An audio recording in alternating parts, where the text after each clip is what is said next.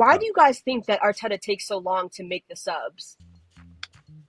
Because I when I watch it, I'm like, I mean, granted, by this time I wasn't really paying attention to the game because it's just whatever. But I'm just like, you played a full line, like a full strength like lineup.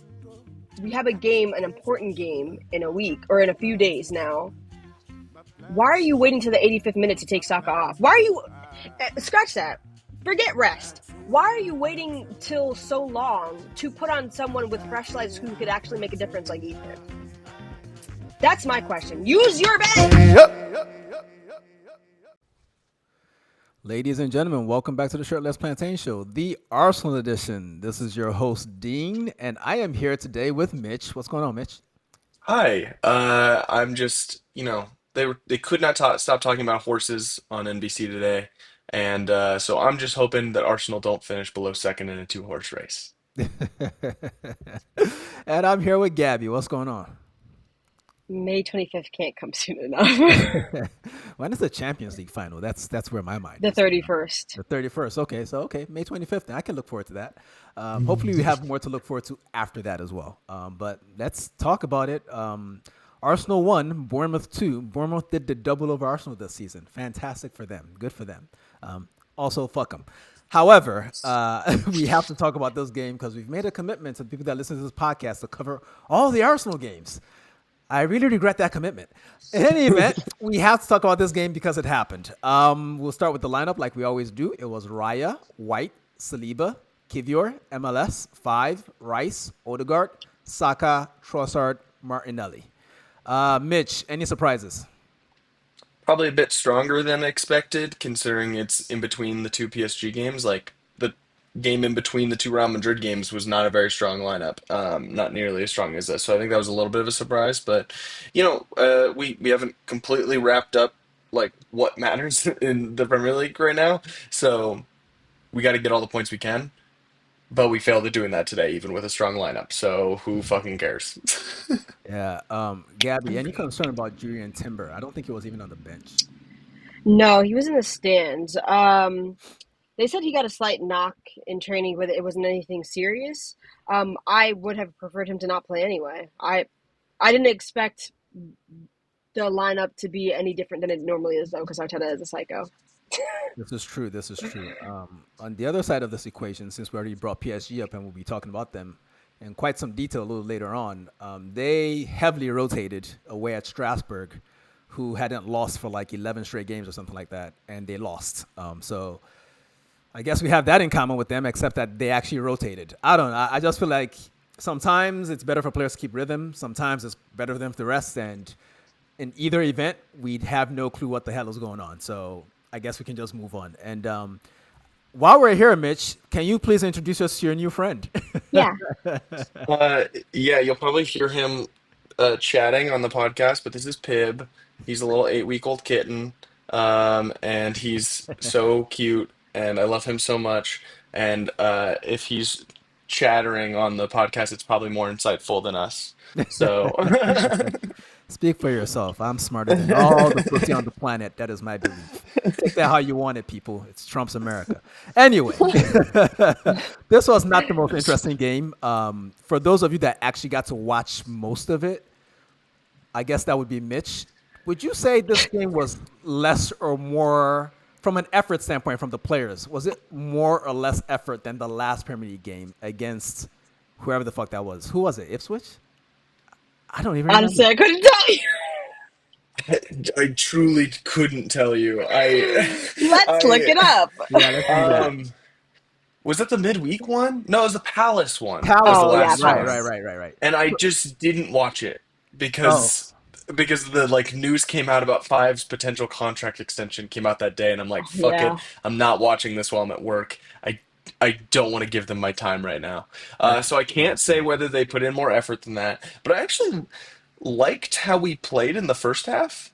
Like I thought we played pretty well. Like Bournemouth were definitely like very involved in this game. Like they were pressing well, like they always do. They definitely created a few good chances, but I liked what we were doing. The issue is just we can't shoot.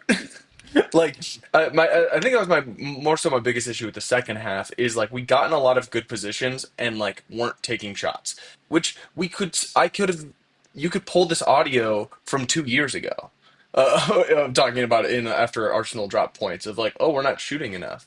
Um, and so uh, I think in the first half we were a little bit better with that. We were taking more shots, but they were just not really hitting the target. I think Kepa made like a really, really good save in the first half. Obviously, Rice got the goal in the first half, but um, I liked what I saw from us in the first half, and then in the second half, it looked like we were already in Paris. Fair enough. I mean, like, who wants to risk their health against Bournemouth when you have a big Champions League game ahead of you? But Yeah. again, the game happened, so we're here talking about it. I hope those of you listening can hear all the enthusiasm that we're sharing with you right now. Is this good podcasting? How Now, hyped we are? who knows? Personally, it's interesting. Big secret, people. I don't actually listen to podcasts. I'm not into that shit. It's weird. Um, don't know why you guys do it, but we love you for doing it. Um, as Mitch There's nothing suggested, better than I calling your fan base bad for what they're doing. no, I'm I not almost had calling a them bad. major I'm just pause, questioning. so I just won't. I'm just questioning life choices. I'm not calling anyone bad. Okay, like it's not as if I'm doing anything more interesting with my life when I'm not listening to podcasts. I'm just listening to like Travis Scott imitators or whatever the kids call rap these days. Anyway, Arsenal allegedly took control of this game by around the 20th minute. But based on the reading that I've done, because again, people, full confession, I watched very little of this game. I watched the last 20 minutes or so after Bournemouth had taken the lead. So I don't even know why I did that to myself. It was just pain for no reason. But apparently, Saliba made a really incredible tackle on Dango Ouattara. Who saw it? Did you see it, Gabby? I saw the replay. Close enough. Tell us about it. This is the least um, inspired SPS has ever been. Listen, you know that I've been clocked out for weeks. So, Yeah, um, true. I'm surprised you said yes to recording today, honestly. well, I made a decision a couple weeks ago that I was going to be. I don't run from the grind, so I was like, I'm going to be on every pod for the next like till the end of the season, no matter what, unless I have something to do. So, And we appreciate you for that. uninspired Thank you. commentary or not.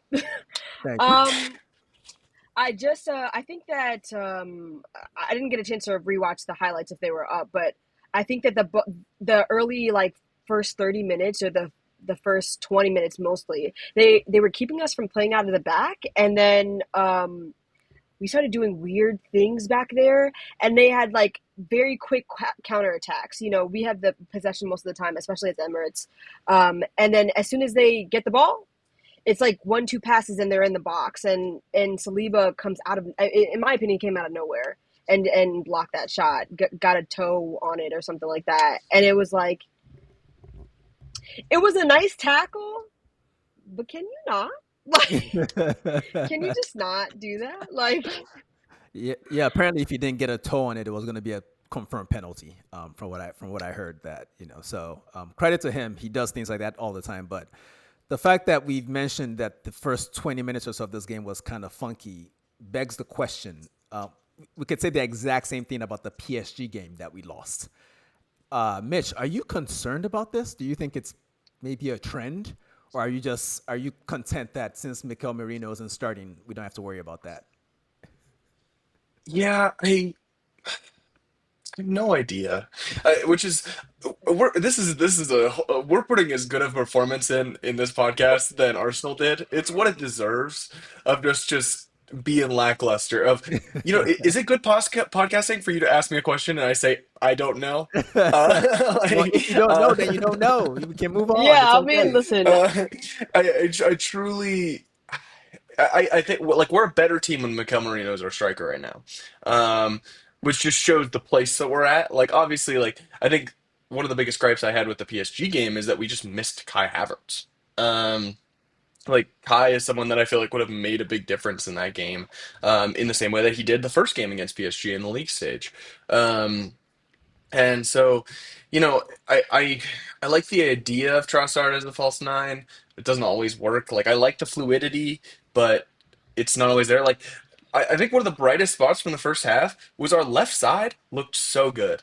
Like the opposite of the problem we've been having for the last 2 years is we were like very left side dependent instead of right side dependent, which was very fun. Martinelli looked amazing. Rice looked amazing. Mazzo Skelly looked amazing. Obviously, it was just like a little bit of a mass start. And I don't know if it's able to be chalked up to anything other than just when you're in the position that Arsenal are in, where we're like pretty comfortable, where we're probably gonna we're like 99% chance we're gonna qualify for the Champions League again next season, uh, and 0% chance we win the league now because Liverpool have wrapped it up. It's like a all right, here we go, kind of thing. I don't know like where you obviously a high level athlete, you're at a different mental spot than like I am watching the game, where I went on Blue Sky and saw people posting the lineup and was like, oh fuck, Arsenal play today. I forgot. Like I just straight up forgot that we like existed. Um and like I think you're in like a little bit of a better space if you're like the actual people playing. It's your fucking job, but it's I think it's hard to like get fully into it. You know? That's fair. If I mean, we can see it in the players. So, I mean, the fact that we're here at all feels a bit like a minor miracle. But let's talk about the most interesting moment of the game from an Arsenal standpoint. Right after that Saliba tackle that we mentioned a moment ago, Arsenal went up the other end of the pitch. Odegaard runs with the ball a bit. I think there was a turnover from Bournemouth in the play somewhere, but Odegaard runs with the ball, plays it into a good space behind the defense. Rice runs onto it, rounds Kepa, finishes it 1-0 to the Arsenal. Yay, we scored whatever. Cool. I mean, it's just 100 appearances. Great way to market. But here's my question to you, Gabby. Did you ever expect to see a goal where Declan Rice rounded a goalkeeper? No. But I actually am glad that you threw this to me because as much as I like that we scored, obviously, and I love Declan Rice, I was complaining this whole first 30 minutes because I was like, why are most of the chances falling to Declan Rice? Like why is he the one that we are creating chances for? This seems like a flaw in the system. I don't know what's going on, but I don't like that. I want our attackers to be the one where the ball is at their feet and they're getting the shots away. And I know like our system is set up around that left center mid, whoever is in there being the box crasher. Right. But I just really didn't like what I was seeing at all. Yeah. And granted, it worked out for us in that one, until we Yes. conceded. But it was just a really good finish. It was a really good before the finish. It was a really good ball from Odegaard, and I like tweeted on Blue Sky. He really needed that. Like he needed that assist so badly because he's not been playing well. And there's just been too much division within. As always, there's division in this fan base, but there's been too much division in this fan base about Odegaard specifically and his performances this season. Whether we should move on from him or whether he's good enough or whether he has an injury, which I personally think he does, because he just doesn't look right. But yeah, he needed that assist so badly, and I'm glad he got it. Yeah, this is a good point to talk about Odegaard. I've spent a lot of the last, I'm not even going to say this season, because this season is the first season where I can objectively say his form has been shit. I think that's just a fact. Like, at this point, no one can deny that anymore. Like, okay, I lied about the podcasting earlier. I actually do listen to podcasts, and you all know that. I was listening to Arsenal Vision the other day, and Clive Palmer, who doesn't listen to this podcast, but is a very lovely man, he actually went in on Odegaard, and I was shocked because Clive is the nicest guy ever. And on the last episode of that show, he went in. I was shocked. I was texting everyone I knew besides you two because I felt like I'd be rubbing Because it fuck in. us, that's Yeah, fine. no. I felt like I'd be rubbing it in. You guys already think I'm like non-stain on the internet, so I gotta chill with the Odegaard stuff with you too. But I was really stunned, and I suppose that begs the question, Mitch. Where are you with Odegaard?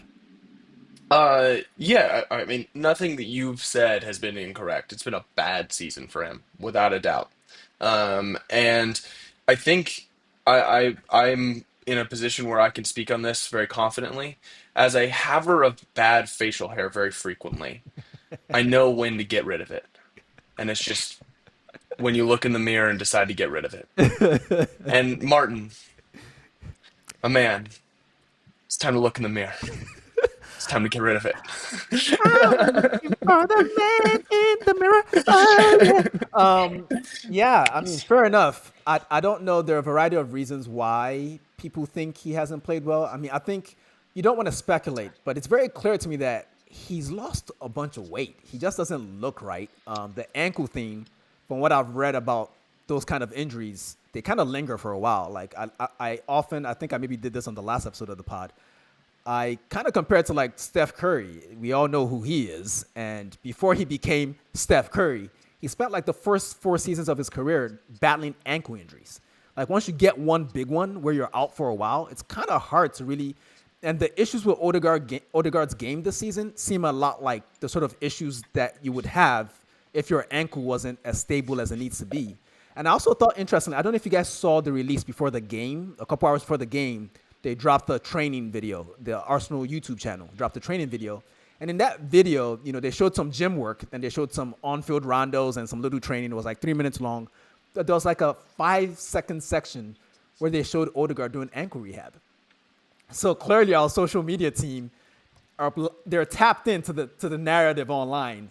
And while they didn't say anything explicit, I think they're kind of implying that he's playing through injuries right now. Personally, I think he should be more like Mitch and less like himself and give up the baby and get a cat. I'm If kidding. if I may, like African wants to be actually, a father. He says he doesn't want anyone else to be fathers. Don't um, get your kids out of here. The absentee fathers out here. That's what he said.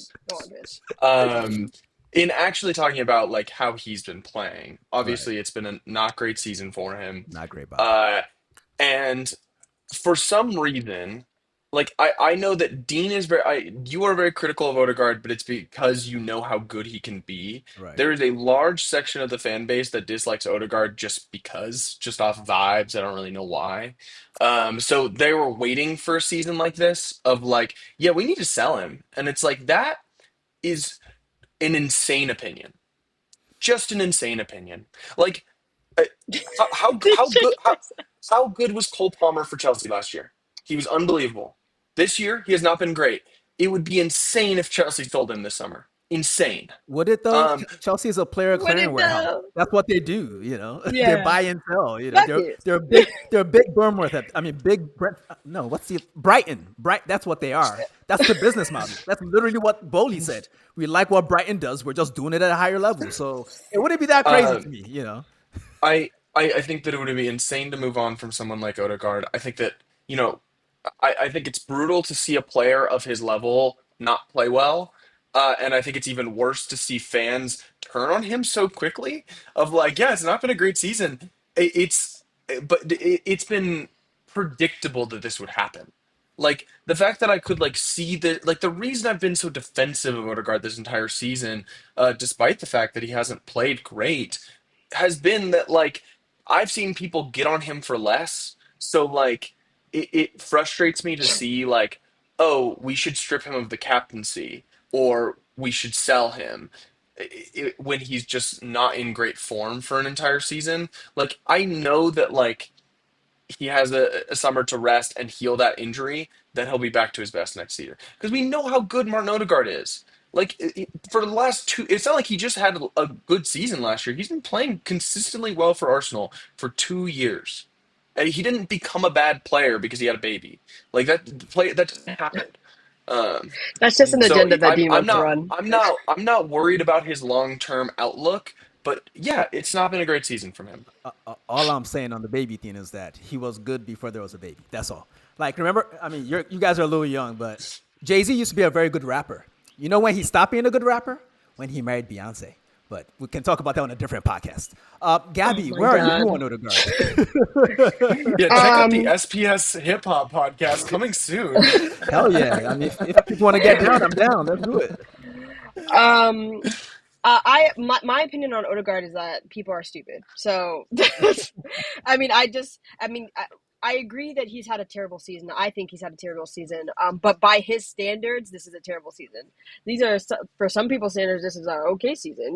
Like I feel like the standards are.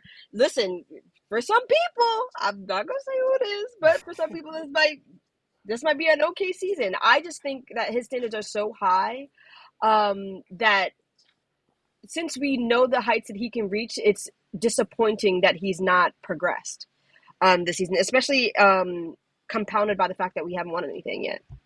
Right. You haven't won anything yet. I think that's the thing. Like when you are watching your captain continuously put in performances that are below subpar, it's extremely frustrating to watch. And I understand why fans are. While I don't like it, I understand why fans are like asking the question of if we should move on from him. And I don't agree, but I just think that what I've been saying continuously on the pod is that he can't be the only creator in that midfield. When he does get fit, he just cannot be the only creator in that midfield. I don't like this box crashing nonsense. Like, go get another creator next to Odegaard. I know they're not going to. I know they're going to go get Zuby, like somebody who's a conductor and all that stuff. But like, he needs somebody else to help him. He just does. I kind of promised myself that. Well, I promised myself and maybe the listeners as well that I wouldn't get on him again. But here. Let's get First all the off, way negative. hold on. First off, I want people to give me credit for shitting on him back when he was good. Okay, I've been shitting on Odegaard the whole time because I feel You like don't deserve credit for that. no, I What? deserve credit for that because I don't want to be lumped in with the rest of them right now that are saying ridiculous things at the moment. Because He said, I do "I'm think not like you." I'm not like them. I'm better than them. That's the point I'm trying to make. And mainly my frustration with him earlier in his career when he was winning player of the season for Arsenal, which in my mind all belonged to Saka, but we're not going to get into all that. Uh, my frustration was that I just felt like there were little things about his game in the final third that just weren't there. Like the through balls that were kind of senseless because it's like, bro, like the end line is right there. Like if you play it like that, the player you're playing it to is not going to get there in time. You know, like, or like not shooting in certain positions. Like that was always my frustration. And I thought, as well as his right foot, he doesn't use it. He just stands on it. You know, so it was more criticism about the things he could improve on as opposed to, oh, I don't want him at the club type shit. This season has been horrendous. Like the PSG game was really frustrating because he looked like he wasn't on the level. He was the worst player on the pitch. That's indisputable to me. And for Arsenal's captain to look like that and to get yanked for a teenager when we need to score a goal, I get the frustration with people that people have, but I do think they're being a little reactionary. We're not changing the captain and we're not selling them, okay? And you don't sell people when they're in bad form. You sell them when people actually want them. And Odegaard is so good that despite this season, a lot of teams in Europe would take that risk anyway and put up the money, which would probably be no less than 80 million at a minimum, you know. But before we move on from this topic, what would have to happen for either of you to be okay with selling Odegaard? Just as a thought experiment. I'm not saying we should do it, but what would make you say, you know what, it's time? I have an answer, but if Mitch wants to go first, he can. I Go ahead. think it would have to be like a genuine like Aubameyang situation of him like being a bad captain, of like all of a sudden just like he starts turning up late to training and just like acting out. But like that's just simply never gonna happen. That's just not his personality. Um, at this current moment, I wouldn't want to sell him unless a truly ludicrous offer came in. But even then, I just don't see a world in which we do that. Even after this season. Yeah. So I'll direct this one at Gabby. If you're ranking the most untouchable players in the squad from a sales standpoint, where do you rank Odegaard? Who's ahead of him? You mean what I think Yeah, or what do what you the think? club Like, who, thinks? who are the most untouchable Gabrielle's players? first. Sorry. Okay. Okay. um, Narcissist. um, from Untouchables, I think that Saka's first, Declan Rice is second, and Saliba's third. Okay. Like All right. I can see Saliba sold before those two, and That's even that fair. is I agree with you like entirely. not gonna Entirely. happen. But yeah, I think there's also a bit of a groundswell for like, people think a lot about that Philippe Coutinho sale that Liverpool made many years ago. And they used that money to get Allison and Van Dyke, essentially. And we're not gonna get that much for Odegaard, I don't think, because that was ridiculous, a ridiculous decision by Barcelona. But people kind of think, oh, if we sell him, we'll get a bunch of money, then we can buy a bunch of players in other positions. But See, but that's my That's not thing. the That was world going to we be my live in. answer, actually. Yeah, I would say that was going to be my answer, actually. The only way that I would sell Odegaard is if I trusted that the club replaced him, and I never trust that the club is going to replace anybody. They're just not. Like, you know what I mean? Like, Shabby Simmons is available for 85 million or 80 whatever or less. He's They're not. not going to go do that. And He's not. granted, I He's not wouldn't worth want that. them to. Yeah, I He's was gonna not say worth I that money. wouldn't want them to, but you know what I mean. Like, I don't think that they're going to do the work to find the player to do that. Even if Wirtz was available for 80, which he's not. Do I think that the club would sell him and then go get Wirtz? No. Like, so you might as well keep him. Who are you going to go get? This club is not going. They're not going to sell him. And even if they did, they're not going to replace him adequately. They're just not. I don't know. I like to think that Andrea Berta would not let you besmirch his reputation like that moving forward. But we've done enough on Odegaard. We all just hope that he's back in form and even better than ever next season, because this season is a bit of a write-off. I'm hopeful that in Paris he shows us something, because he owes us something at this point. Like, you need to give us something, bro. Like, and if you don't, we understand because you don't look right. But we'd really like for you to shut the haters up. You know, it's two games that we care about, this one and a potential final. So if you show up in those, everything is forgiven. That's how I feel about it. Like, if Odegaard Honestly, shows up in Paris, even if he just gets taken off for free kicks, that's enough for me. Don't yeah, take any more free kicks. we're Just gonna just talk. let Declan We're, Rice take them all, or Saka. we're gonna talk about that very briefly a little later on. Back to the Bournemouth game. I hear that at one point Saka cooked Tyler Adams and curled one past the right post that almost went in. Would have been a banger. Did Yeah. that actually happen, or did I just read wrong information, Mitch? No, that's one of those ones where Drury started yelling his name before it went in because it was like such a would have been a banger, like ready to celebrate that goal and say something poetic. It was a great play. It was I think Bournemouth did a really good job of shutting down Saka in this game. That was kind of his only moment.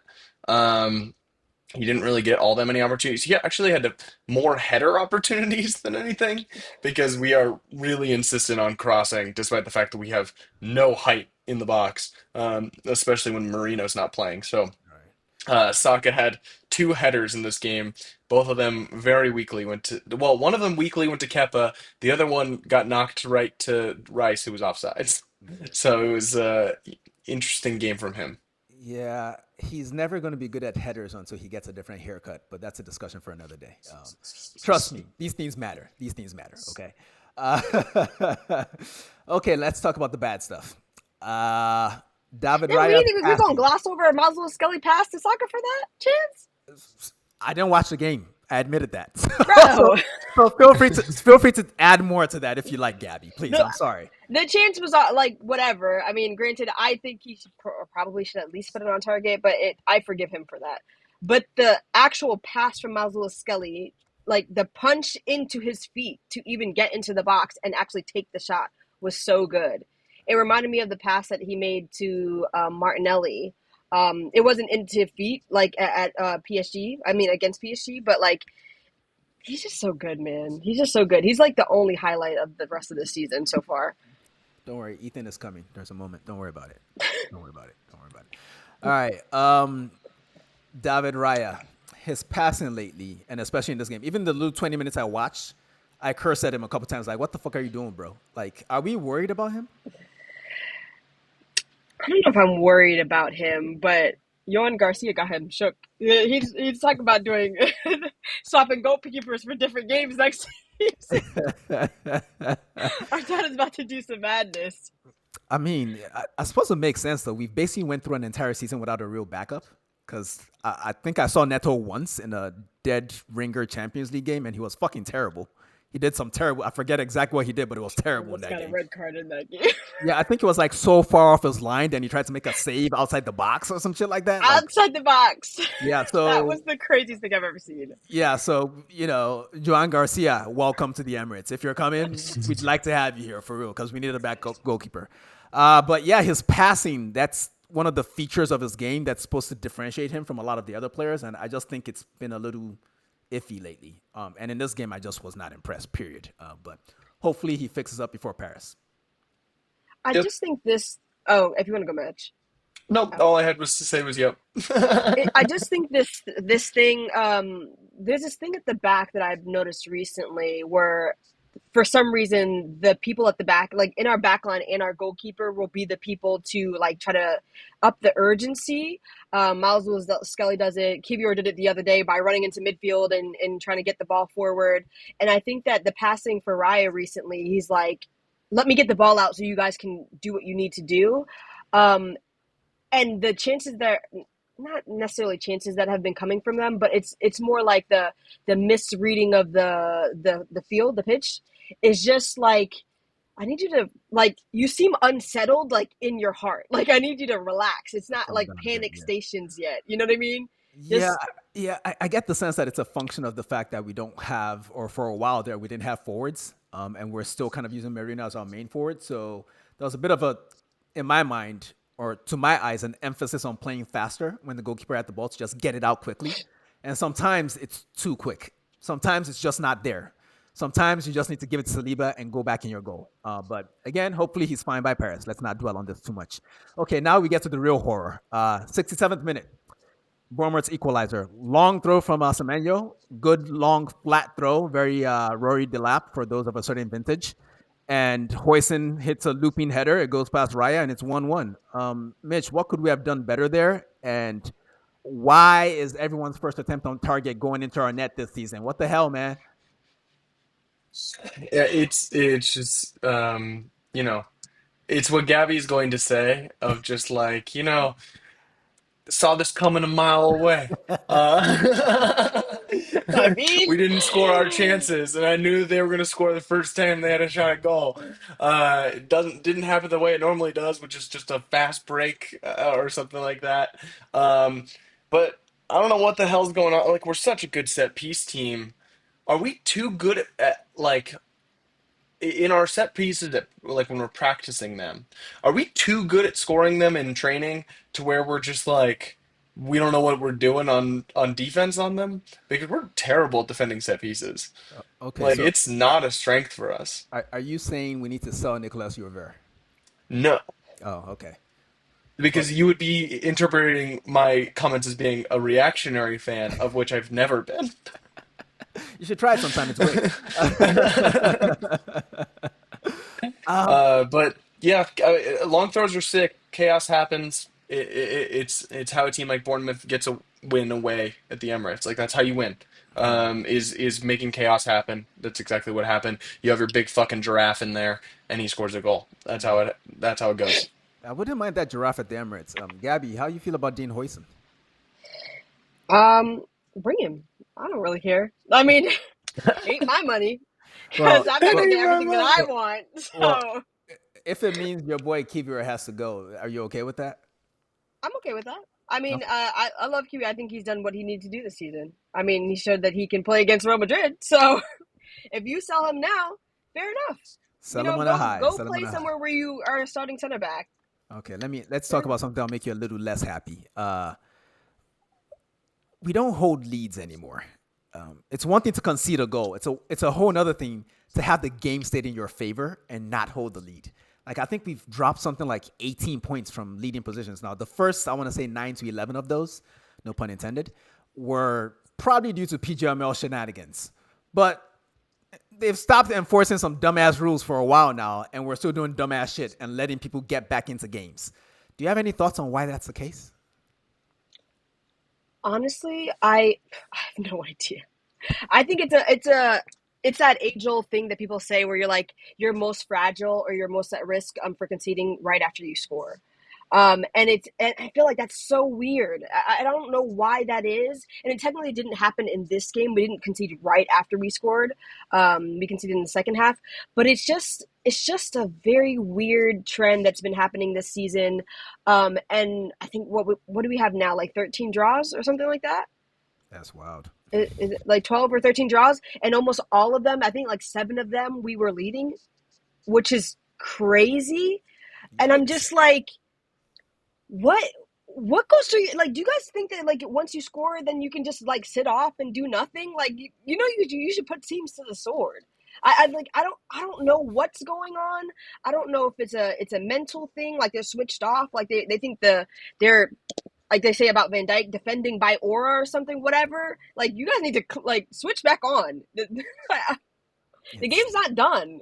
Yeah, it's frustrating, and even more frustrating was that in the 75th minute, Bournemouth had a corner. Tavernier flicks it on at the near post. Evan Nelson and Odegaard are grappling, and to my eyes, even though VAR checked for like 20 minutes and still disagreed, it went in off Evan Nelson's elbow. 2-1 to Bournemouth. Two questions for you, Mitch. Should either one of the last two Arsenal players involved in that concession have done better? One, Odegaard on the grappling, and two, Raya, because it did hit Raya before it rolled in. Do you think either one of them could have done better in that situation? Raya probably could have done better, but I mean, I have a lot of grace for players that a goal gets scored illegally and then it just gets to stand. Whatever. Who cares? Like, this is all stupid. Just win Oh against man. PSG. Right. Like they did the VAR check and it went on forever, and I thought to myself, "Oh, obviously they're going to disallow that," because to me it looked like an elbow. I mean, I saw Yeah. the guy did the whole fucking people's elbow by the Rock and shit, man. Like it was very obvious to me. It was clear, but they decided that the camera angle or whatever wasn't conclusive enough, so they gave the goal. Gabby, you have the most eyes on this podcast. What did you see? This is great hosting right here. Oh my god. I'm gonna be real with you. By this time, I was clocked out. Like I at the corner of my eye, I seen that goal going. I was just like, Whatever. what I expected. Like, Oh, as soon as we conceded the first goal, I knew that we were going to concede the second. Actually, somebody tweeted that on Blue Sky, and then literally right after he tweeted it, we well. and then it's I just hope he's happy. I just people were doing the controversy about like it had it hit his elbow or whatever, and I was like I wasn't paying attention at that point, but I wouldn't be surprised if it did.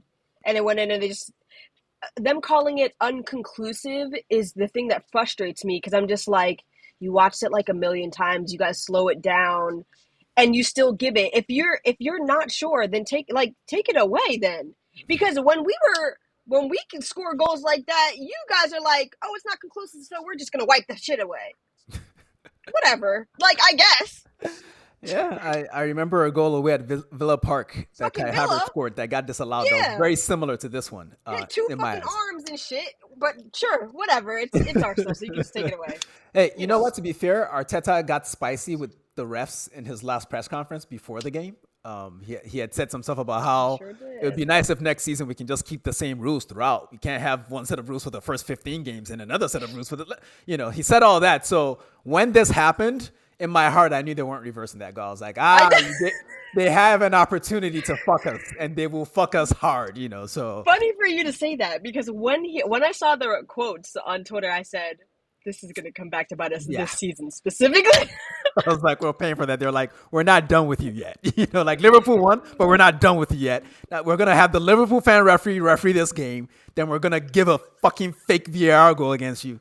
But whatever. 2-1 to Bournemouth. I don't really want to talk about the rest of this game. Our response was shit. We subbed out Saka, Martinelli, and White in the 86th minute. Okay, I guess that's rest for Waneri, Sterling, and Zinchenko. But go on, I Gabby. I was going to say I do have a question for you guys. Why Oh, do you guys think that Arteta takes so long to make the subs? Because I when I watch it, I'm like, I mean, granted, by this time I wasn't really paying attention to the game because it's just whatever. But I'm just like, you played a full line, like a full strength like lineup. We have a game, an important game in a week or in a few days now. Why are you waiting to the 85th minute to take Saka off? Why are you scratch that? Forget rest. Why are you waiting till so long to put on someone with fresh legs who could actually make a difference like Ethan? That's my question. Use your bench. Mitch, any thoughts on Arteta not using his bench according to Gabby? He's been doing that for years. But also, like, That's my let's be manager. real. Uh, Bringing on like Sterling in this situation is just a guy. Like, I think the Sterling signing was very interesting to me when we made it because it was like a very low risk thing. Like, obviously, yeah, would we have liked a guy who could like push to be a starter more? Absolutely. But it was like a very low risk thing. It's a loan. Who cares? One thing I think is just very interesting is we let Reece Nelson go on loan to Fulham when we signed Sterling, Reece Nelson's most famous moment in an Arsenal shirt, and probably will be his most famous moment in an Arsenal shirt, came at home against Bournemouth a couple years ago. And so to bring on Sterling, who had just like I remember in that game, I mean that's just one of my favorite Arsenal memories ever was that Reece Nelson game. But like Reece came on, and every touch of the ball looked like he was going to score. To where I had tweeted prior to him scoring that winner, like he's going to win us this game. Feed him the ball. There hasn't been a single time in which Raheem Sterling has played like that for Arsenal, and there's not all that many players off Arsenal's bench that can do that. I think you can definitely make an argument for one year where he's come on in games where we've been trailing and he looks like he's going to try to will us to a win, especially earlier in the season. Um, but it was just all lackluster. I think that's just like the name of the game for Arsenal this season has just been lackluster. If I would describe our Premier League campaign, um, and yeah, it's been all eyes to PSG since we qualified for the semifinal. I think. I I'd say more, but there's really nothing else to say about this game. I don't care about it. The players didn't particularly seem to care about it either, and it's done. My theory on the whole not subbing players in at a certain time, at least at this particular point in the club's history, or at least for this game, is that there's just not a lot on the bench. It just isn't. So the manager isn't in a hurry to make changes when he doesn't think the changes are going to change the game, really. Like so. I mean, to be fair, wasn't Marino on the bench? Put a He big man was. up top and then cross it. But He he did has come on. He came on. he came on, but he has a job to do in Paris, So when he came on, I was like, we don't need that. Put him back. But he came on for Rice, so I was like, okay, well, it's fine, But we need both of them along with the guy we don't really speak of, if we're going to do what we want to do in Paris. And here's a good segue to move into the Paris talk. Neither one of you had the opportunity to hop on the pod after the first leg of this, so I suppose each of you can give me your reaction to the first leg of the game and how you're feeling going into the second leg. Let's have Gabby go first. How did you experience that first game, and what did you hate most about it? I hate that I was right about the Emirates. Like, I hate that I was right about the Emirates. My prediction about the Emirates, which technically I said it right before the Real Madrid tie. I said to you guys on the pod, I think the Emirates is going to be a library because we're going to get a little bit roughed up and we're going to have to weather the storm and then they're going to get shaky and then they're going to get stressed. And you guys were like, the Emirates are going to be loud. I don't think that's going to happen. And granted, it didn't happen in the Real Madrid game, but it sure as hell happened in the fucking PSG game. Scored 3 minutes in, and all of a sudden you can't hear anybody in there. And I'm like, why are you guys like this? Like, why? I hate this thing that we talk about champions and wanting to win things and wanting to win silverware, and I'm just looking at all the, especially if we're just talking about not in the Prem but in the Champions League, which we don't really have pedigree in, by the way. All three of the teams that are left in the Champions League, barring us, are going for trebles, or were going for trebles before Inter fucked it. You know what I mean? Like they were all going for trebles, and they have all probably recently won things, and I'm just like all of them, when you're playing at home, the teams, the crowd is loud. There are fortresses. When you want to be a champion, you have to be a fortress at home. You have to make teams scared to play you at home on your own turf. Nobody is scared to come to the Emirates, and that's what pisses me off. Why is it a given that you can get something at this club? I don't understand. I don't even know how to change it, genuinely, because a lot of people have, I mean, there's been a lot of conversations online which I think are disingenuous about, what fans should be doing, and if you're not yelling and screaming the whole time, then stay at home or whatever. And I hear that and I don't necessarily disagree with it, but at the same time I'm like, this team has never ever showed them that they can win anything, so why would the fans believe in them? Like, I I think that's unbelievably jaded on that, and also I want to give the fans some benefit of the doubt. Of I was reading something in the Athletic that they were talking about like what the atmosphere was like, and James McNicholas said that it was really loud and maybe even louder than it was against Real Madrid. However, they did a minute silence, like an awkward minute silence for the Pope, that really drowned out like it was all like kind of building and crescendoing and then everyone had to be quiet for a minute and then you all have to just crawl back out onto it. So I want to give the fans some benefit of the doubt there, and then a little bit of just like losing that momentum as just like a fan, and then compounded by the fact that PSG scored early, I think just hurt the atmosphere overall. I don't think that this is a we don't have to make this an op-ed about Arsenal fans. Arsenal fans care. The Emirates is a good stadium, and like all you have to do is look at the Real Madrid game to know that that is true, and to like, th- I think it's hard to blame the fans, especially when it's like if your argument is we haven't won anything and that's why the fans aren't loud. I don't think that makes sense because Arsenal fans definitely fucking care, even though we haven't won anything in a while. Oh, I'm not saying Um, they don't care. I think they care, but I think there's a reason why they get scared and get quiet. There's an anxiety. I've been saying it since last season. There's an anxiety at the Emirates specifically that you do not feel at basically any other stadium. So I'm a gray here, and this anxiety has been there since day one of the Emirates. And I've complained about this since before I even knew what a podcast was to start a podcast. Like it's been an issue for me personally as a fan that wakes up at 6 a.m. on Saturdays to watch games. I'm just like, why is it so easy for teams to come to the Emirates and not feel intimidated? It's a nice stadium. It's a big stadium with lots of fans in it. We should be doing more. Like I brought up the thing about I really hate how we can see the other team's fans in the corner. You know that corner over there? I hate that we can see that.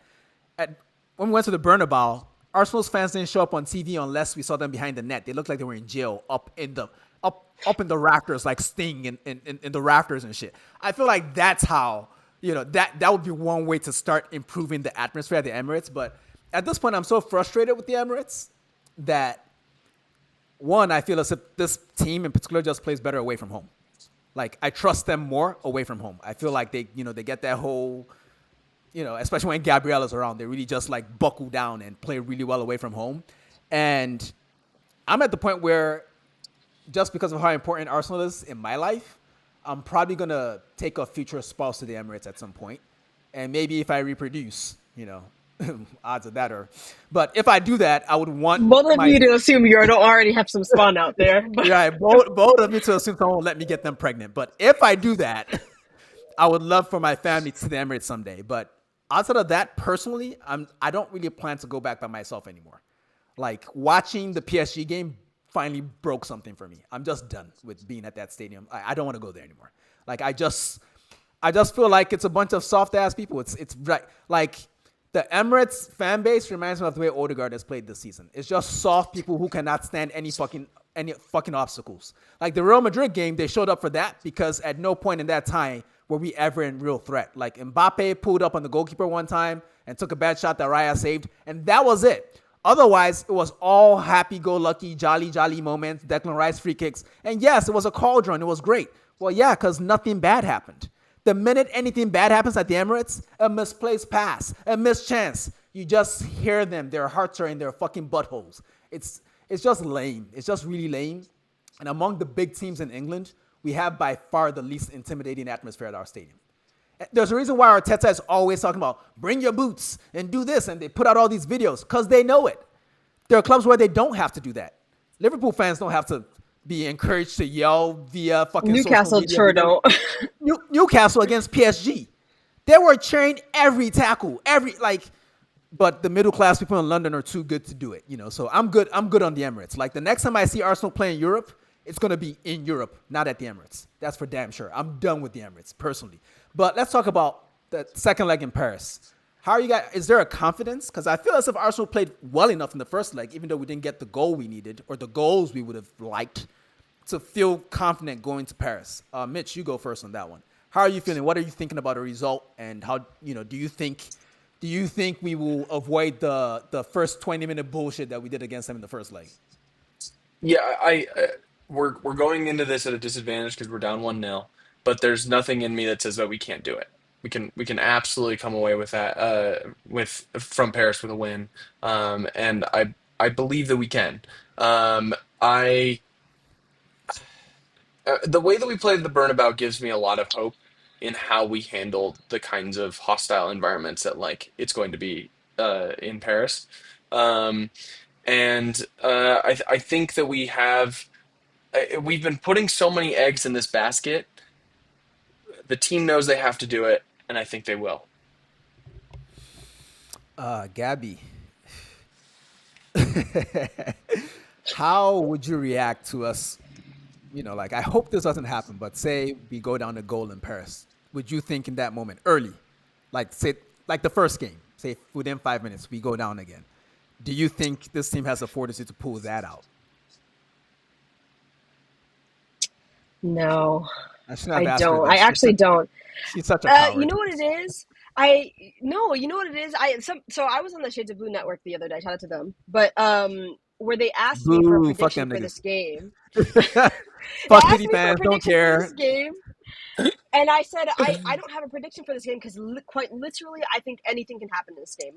I wouldn't be surprised if Arsenal won 3-0 in this game, and I wouldn't be surprised if Arsenal lost 2-0 in this game. You know what I mean? Like anything could happen. Like I need to see how we start.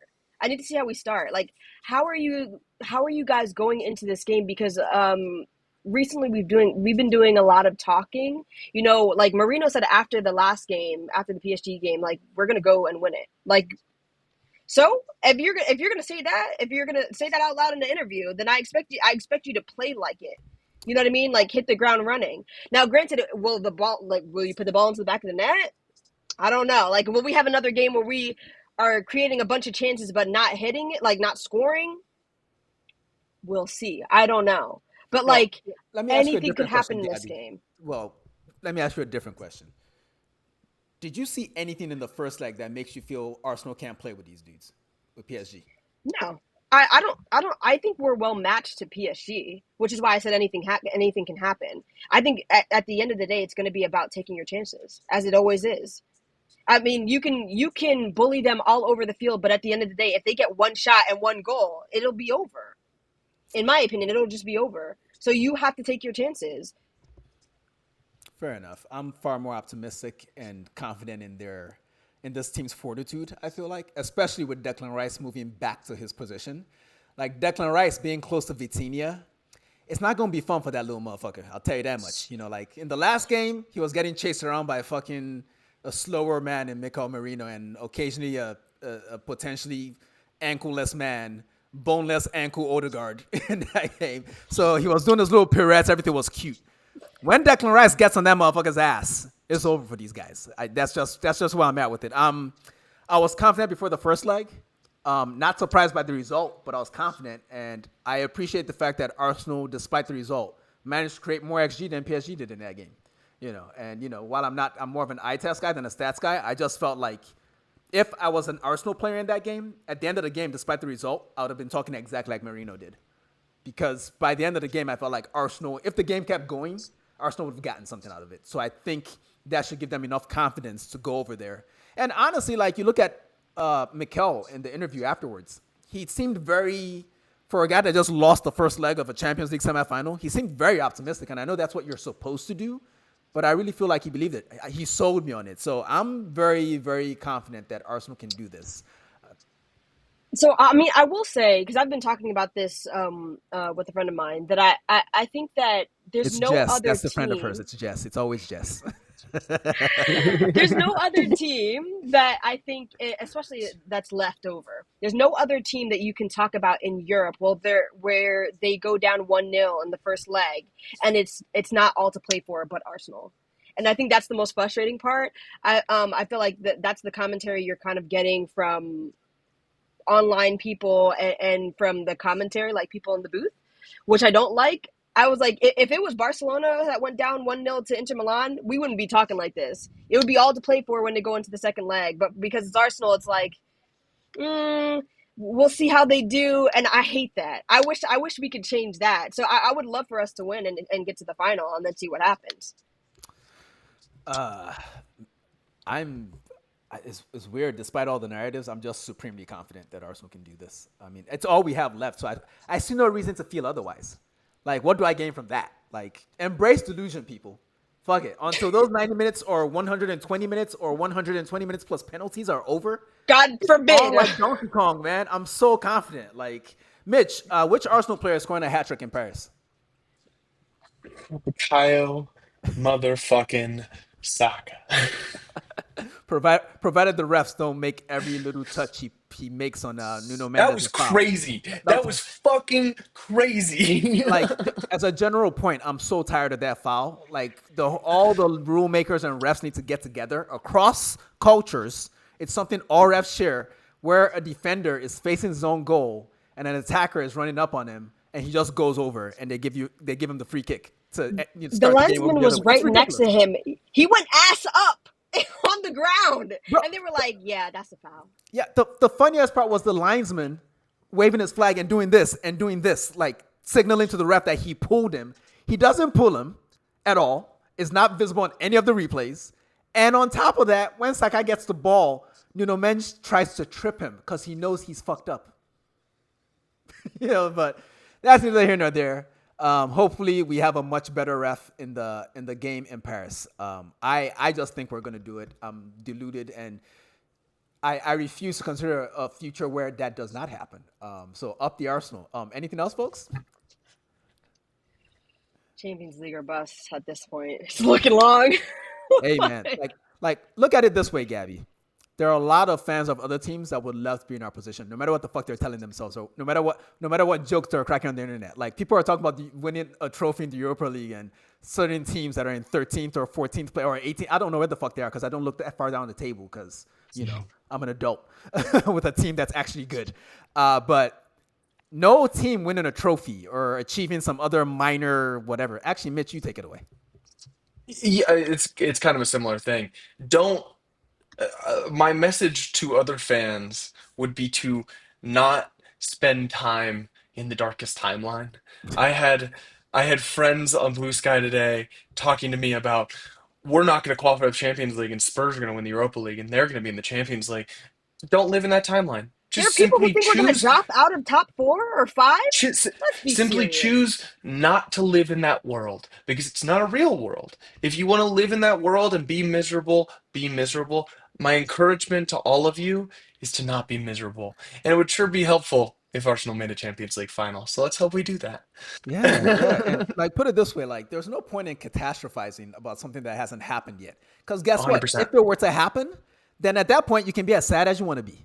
Yep. But until then, why not be excited about this? Why not go in with a measure of confidence and braggadocio? I mean, this is the same team that went away to Real Madrid, and that is a fucking atmosphere for a club where the fucking team was down 3-0, okay? They had no logical reason to believe in that team, and they acted as if they were so confident that they would turn it around with all this remontada shit that I literally took 5 shits that day out of nerves. Okay, I was so nervous and they had no real logical reason to believe in that, and they did anyway. So it's 1-0 down, halftime of the tie. Okay, we can do this, people. Come on, believe in your team. That's all we got left. Like, what are you saving your hope for? Next season? Come on, we can do it. Arsenal, do you hear what you guys are doing? He's telling us about his bowels. Like this. Hey man, like hey, Big Doodoo over here, man. That's my rap name, Big Doodoo. In any event, I think we've done enough damage. Let me not talk anymore about my culinary and gastro and you know what? I don't even know that word. All right, people. You know what's other people. Peace.